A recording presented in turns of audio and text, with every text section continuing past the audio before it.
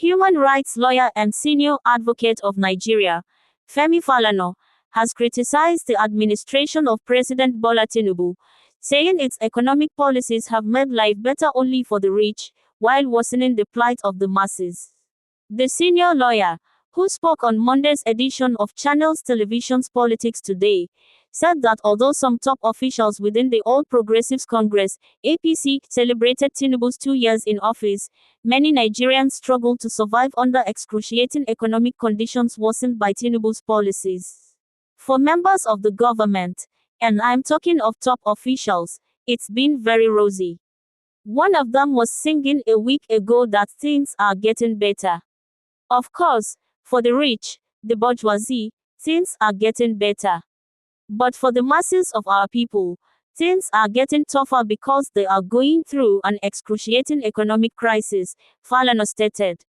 When he assumed office in May 2023, President Tinubu introduced economic reforms, such as the unification of the forex windows and subsidy removal, which drove up energy prices, transport fares, food costs, and overall expenses. Despite these policies, Falana lamented that Nigerians are hungry, citing that Tinubu had repeatedly appealed to Nigerians for patience and promised that his economic reforms would eventually lead to national prosperity. Kehinde, an animal feed seller at the Kara cattle market, says sales haven't been encouraging. In fairness to the president, on many occasions, he has asked Nigerians to bear with him, to exercise patience, that our economic program will lead to prosperity.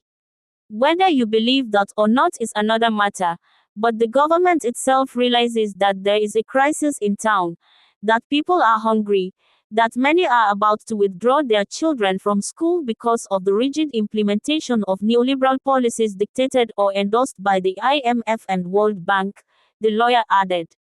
Abandon Bretton Woods institutions' policies. Falana urged the government to abandon economic prescriptions by international financial institutions and instead prioritize policies tailored to Nigeria's socio-economic realities.